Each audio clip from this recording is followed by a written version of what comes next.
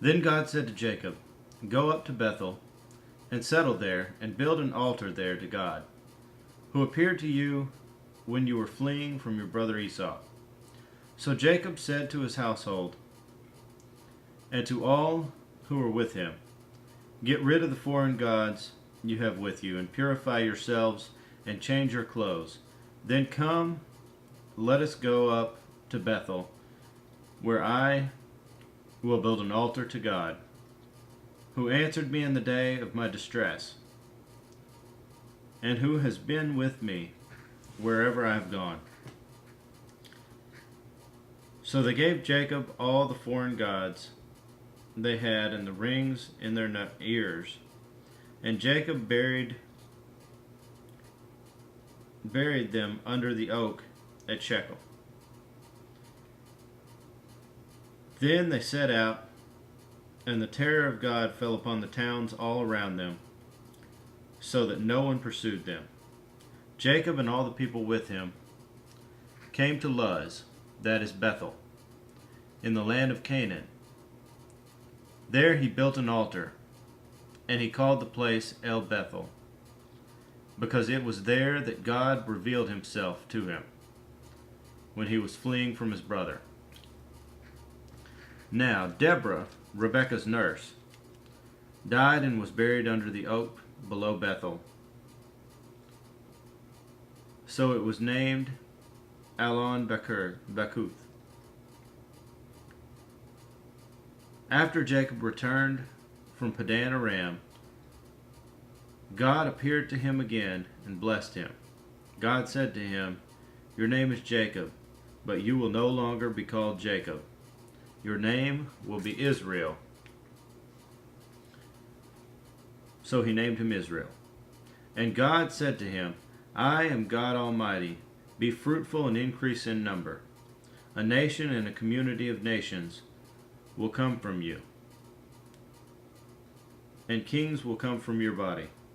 The land I gave to Abraham and Isaac I also give to you, and I will give this land to your descendants after you."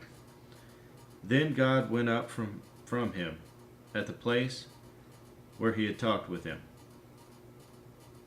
Jacob set up a stone pillar at the place where God had talked with him, and he poured out a drink offering on it. He also poured oil on it. Jacob called the place where God had talked with him Bethel. Then they moved on from Bethel, where they were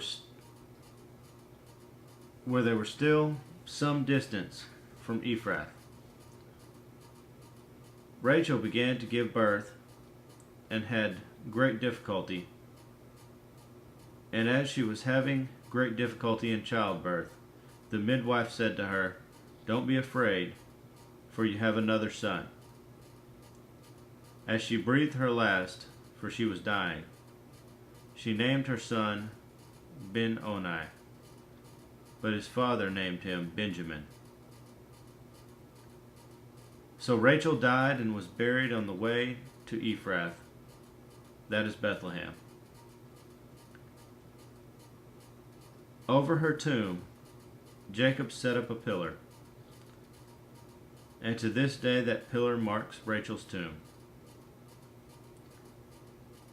Israel moved on again and pitched his tent beyond Migdal Eder. While Israel was living in that region, Reuben went in and slept with his father's concubine Bilhah, and Israel heard of it. The sons of Leah: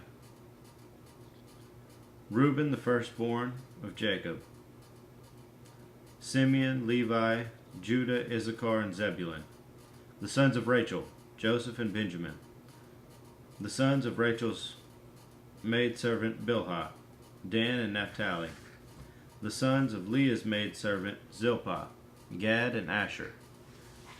These were the sons of Jacob, who were born to him in Padan Aram. Jacob came home to his father Isaac in Mamre, near Kiriath Arba, that is Hebron. where Abraham and Isaac had stayed. Isaac lived 180 years. Then he breathed his last and died and was gathered to his people, old and full of years, and his sons Esau and Jacob buried him.